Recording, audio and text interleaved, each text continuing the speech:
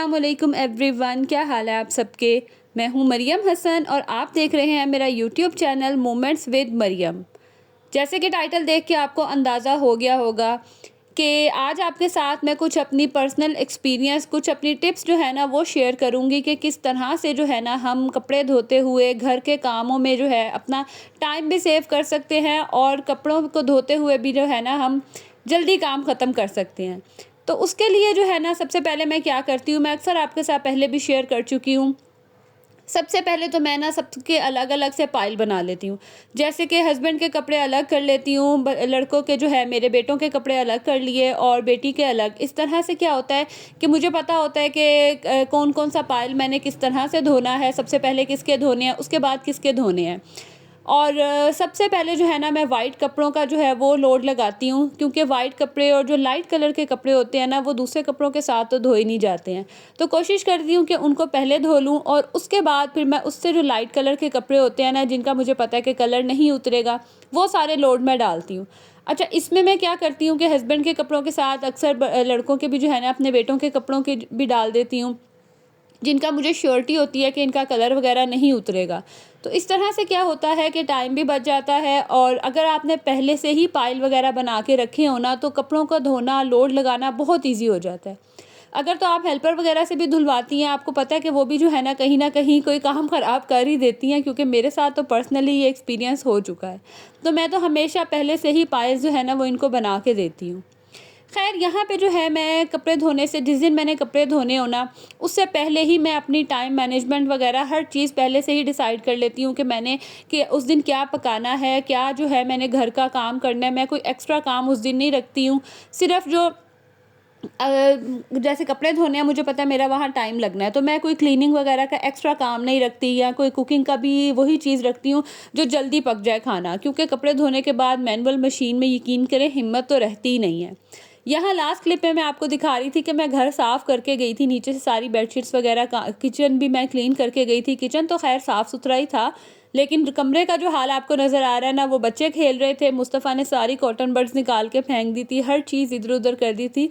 अच्छा, उसको ना ये तकियों से खेलने का बहुत शौक़ है, मतलब पिलोज़ वगैरह को इकट्ठा कर लेता है, घर बना लेता है और बहुत शौक़ से खेलता है। तो फिर ना मैं मना भी नहीं करती हूँ, चलें थोड़ी देर जो है वो कहीं तो डिस्ट्रैक्ट रहता है ना।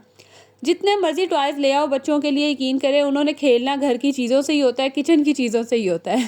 खैर, यहाँ पे आते हैं अपने टॉपिक की तरफ वापस। कपड़े वगैरह तो सारे धुल गए, पाइल्स बने हुए थे, ईज़ी हो गया कि कौन से कपड़े पहले डालने हैं, कौन से कपड़े बाद में डालने हैं। इस तरह से धोने के बाद ना सबसे पहला काम क्या करें, जैसे ही कपड़े ड्राई हो ना, कोशिश करें कि इनको आप जब उतार के लाते हैं तो फ़ौरन से इनको इनकी जगह पे रख दें। जितनी देर आप करेंगे, जितना लेट काम करते जाएंगे, उतना ही आप लेज़ी होते जाएंगे और दिल भी नहीं करेगा यकीन करें काम करने का। तो मैं तो फ़ौरन से पहले जो है ना वो कपड़े ला के उनको समेट देती हूँ। और समेटती मैं किस तरह से हूँ कि सबसे पहले मैं दोबारा से हर बच्चे का, अपने हस्बैंड का, अपने कपड़ों को ना अलग अलग करके रख लेती हूँ, क्योंकि जिस टाइम हम उतार के लाते हैं तब तो ज़ाहिर है सारे कपड़े इकट्ठे ही उतारे जाते हैं। अब यहाँ देख लें, ये मेरे बेटों की शर्ट्स हैं सारी, साथ ही जो है ये मिनाहिल के सारे कपड़ों का पाइल है और ये मेरे कपड़ों का पाइल, उसके साथ मुस्तफ़ा की जो शर्ट्स हैं वो सब मैंने अलग कर दी हैं और उसकी जो पैंट्स, ट्राउज़र्स वगैरह है जो वो पहनता है, वो सब मैंने अलग कर दी हैं। इस तरह से अब मुझे पता है कि मैंने कौन-कौन से कपड़े ना कहाँ रखने हैं। ये हस्बैंड की शर्ट्स, ट्राउज़र्स और उनकी शलवार कमीज़ और सॉक्स और जो शलवार में डालते हैं नाले वगैरह, वो सारे जो है ना मैंने अलग कर दिए हैं। एक तो इस तरह से अब मुझे पता है कि कौन से कपड़ों ने किन जगह पे जाना है, उनको मैं बस उठाऊँगी और वहाँ रख दूँगी। ये नहीं होगा कि एक-एक कपड़ा उठाओ, उनको उठा के लेके जाओ, उनको रखो। तो इस तरह से मेरे सामने जो है ना ये सारा पाइल बना हुआ है, मैंने बस इनको जो है ना अब समेटना है। अच्छा, मैं अब ऑर्गेनाइज़ कैसे करती हूँ, ये जो आपको मेरा रूम नज़र आ रहा है ना, यहीं पे ही सब बच्चों के मैंने कपड़े रखे हुए हैं, अपने कपड़े, हस्बैंड के कपड़े, हम सब के जो है ना ये एक ही अलमारी है और यहाँ पे ही मैंने कपड़े एडजस्ट किए हुए हैं। अच्छा, हम सब के तो आ जाते हैं, लेकिन मुस्तफ़ा के कपड़े जो है ना वो मैं साइड पे रखती हूँ। साइड पे इस तरह से कि अब ज़ाहिर है अलमारी में नहीं आ रहे तो घर की दूसरी चीज़ों को तो यूटिलाइज़ हम कर ही सकते हैं। फॉर एग्ज़ाम्पल मैं साइड टेबल्स में रख लेती हूँ। साइड टेबल्स है ना वो बहुत अच्छी रहती है बच्चों के कपड़ों के लिए। जो बेड की साइड टेबल्स हैं, एक तो ड्रॉर वगैरह में उनकी सॉक्स, उनकी जो छोटी मोटी लेगिंग्स वगैरह, ये बड़े अच्छे से आ जाती हैं।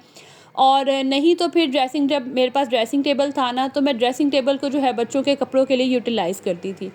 अब जब एक जगह पे रहते हो, छोटी जगह हो, तो फिर मैनेज तो इसी तरह से ही करना होता है ना कि इन चीज़ों को इस्तेमाल करें। क्योंकि पहले तो आप बड़े वो डेकोरेशंस वगैरह रखते हैं, चीज़ें रखते हैं, लेकिन जब बच्चे हो जाते हैं ना, तो फिर उनके कपड़ों को, उनकी चीज़ों को अरेंज करना ही पड़ता है। अच्छा, ये देखें, मैं ना सारे सॉक्स इस तरह से रख देती हूँ। इस तरह क्या है कि हस्बैंड जो है ना वो एक मैस नहीं करते हैं, बास्केट वगैरह में रखो ना तो भी बड़ा प्रॉब्लम करते हैं, तो यहाँ से बस सामने नज़र आती हैं और वो निकाल लेते हैं। अब मेरी जो अलमारी है ना उसमें कोई कैबिनेट वगैरह नहीं बना हुआ, तो कपड़ों का रखना ना बहुत मुश्किल होता है। अब मैंने क्या किया हुआ है कि ये देखें, ये दराज से बास्केट मैंने मंगवाई थी, ये भी बहुत अच्छी रहती हैं। ये नहीं तो जो सिंपल आम लोकल सी बास्केट होती है ना, मैं वो भी रख लेती हूँ। अब यहाँ पे देख ले, मैंने सारी वेस्ट वगैरह रखी हैं, एक्स्ट्रा सॉक्स रखे हैं, और ये जो मैंने आपको पहले दिखाया था, इस तरह के बॉक्सेस मेरे ख्याल से हर घर में आते ही हैं, कोई पैकेज वगैरह मंगवाएं तो उसमें आते हैं। ये भी जो है ना, ये ऑर्गेनाइजेशन के लिए बहुत अच्छे रहते हैं। ये जो ब्लैक बास्केट है, इसके अंदर सारे हस्बैंड की चीज़ें हैं, और ये साथ जो थोड़ी सी जगह थी शॉप पर, इसमें मैंने बच्चों की चीज़ें रखी हैं। अब ये देख लें, एक साइड पे मैंने ट्राउज़र्स रखे हैं, नीचे सारे मिनाहिल के कपड़े हैं। ये ब्लू बास्केट पे मिनाहिल की पैंट्स, ट्राउज़र्स हैं, और साइड पे जो है ना ये मिनाहिल की शर्ट्स और इस तरह फ्रॉक वगैरह वो सब है।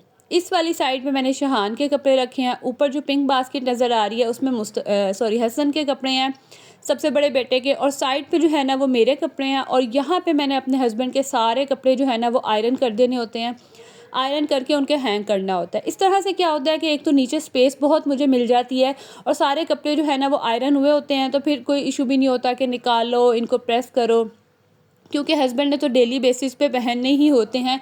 बाकी बच्चों का ये है कि मैंने जो एक रूल फॉलो किया हुआ है वो ये है, नो फोल्ड सिस्टम। इसमें क्या है कि मैंने बास्केट्स वगैरह जिस तरह से आपके सामने नज़र आ रही थी मैंने रखी हुई है ना, तो इसमें क्या होता है कि बस मैंने कपड़े उठाए और यहाँ पे डाल दिए। हाँ, जो कपड़े डेलीकेट होते हैं, जैसे कहीं बाहर आने जाने वाले या ख़राब होने वाले, उनको मैं सेपरेट रखती हूँ, उनको इस तरह नहीं रखती।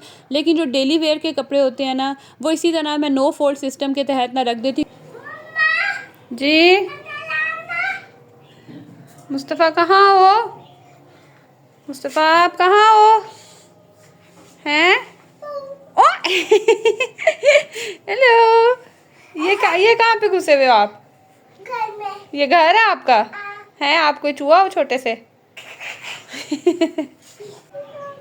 मुस्तफ़ा किधर हो आप? किधर हो?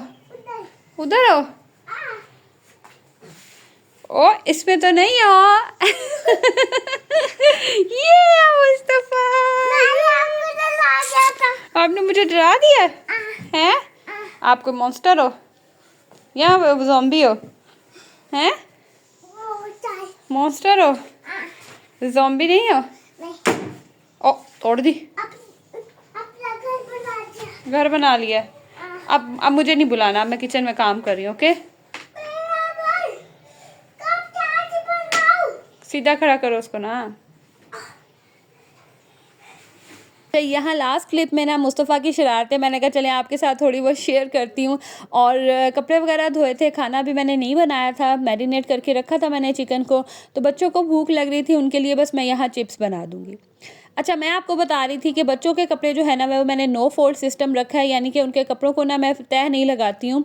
जगह इतनी सी है तो तय लगा के रखो, एक तो जगह भी बहुत ज़्यादा ले लेते हैं, और दूसरा बच्चे एक कपड़े निकालने की जगह ना सारे कपड़ों का पायल गिरा देते थे, तो मुझे इतनी उलझन होती थी ना। अब तो मैं इसी तरह ही कपड़े उठा के रख देती हूँ, और जो उन्होंने जैसे पहनने होते हैं वो बस निकाल लेते हैं और पहन लेते हैं।